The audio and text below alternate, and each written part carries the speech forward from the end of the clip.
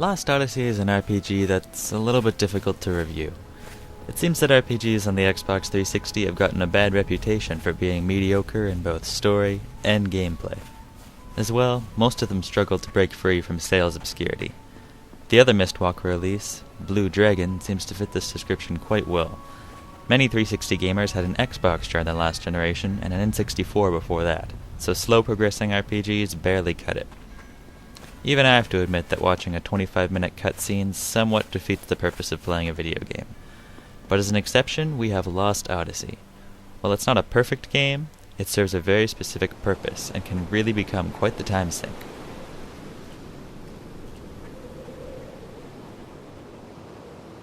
Now, I definitely understand why certain people don't like Lost Odyssey. However, I found it to be quite refreshing. Again, if you're generally into US-only titles, this may be a little bit overwhelming for your first RPG from Japan. And no, I'm not calling it a JRPG, because that's really just internet slang. I mean, was Final Fantasy VI the JRPG? Because that term hadn't even been coined yet, so I find that really... Never mind. Just by looking at the Mistwalker website, you're not going to find a lot of American content. It's a difficult game that focuses heavily on storyline, which is exactly what an old-school RPG gamer would come to expect. The gameplay is mainly traditional. You've got attackers and magic users. Think of it as Final Fantasy, but on a much grander scale. There is an action element that's added in, though. In order to activate your equipped effect, you must press and release the right trigger when the outer ring reaches the inner ring. If you've played The Legend of Dragoon, you know exactly what this is. You equip different rings that will add an effect onto your attacks, such as fire damage or chance of poison. Finding and creating these rings is actually quite enjoyable. Any method of customizing a static character is often appreciated.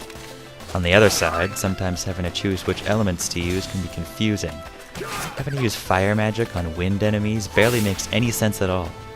As well, you're able to learn abilities from team members, or on your own by leveling up. You're given the choice of selecting mortal or immortal characters. The mortals learn skills by leveling, while the immortals learn skills from their teammates. This was likely introduced as an importance to the story, but it seems very imbalanced. There's little point to using mortal characters late in the game, as anyone else can be far superior to them by having a multitude of skills. Visually, Lost Odyssey is stunning. Most Japanese RPG players couldn't care less about graphics, but by having such strong visuals, it reaches a wider audience.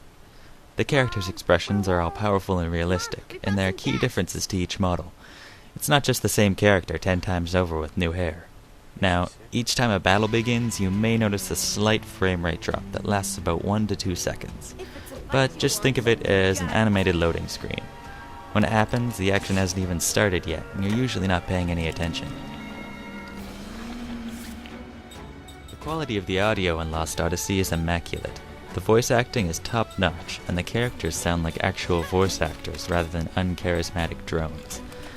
As previously mentioned, story is a key point to this game, but without proper voice actors, the scenes would become melodramatic. Luckily, this is not the case, and all of the characters display a wide array of emotions, enough to make anyone interested teary-eyed. It'll keep most players from quickly skipping over any cutscenes. To everyone's surprise, Lost Odyssey's soundtrack was composed by the one and only Nobuo Uematsu, Final Fantasy's primary composer. As expected, he did a great job with it. While it may not be his greatest work, it certainly gets the job done, and exceeds expectations. Certain tracks can be slightly uninspired or underdone, but where it counts, it succeeds.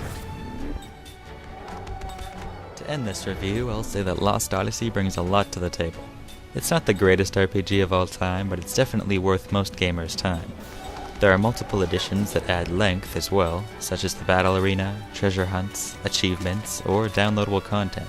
So if you decide to give Lost Odyssey a go, you may find your free time to be dwindling while playing.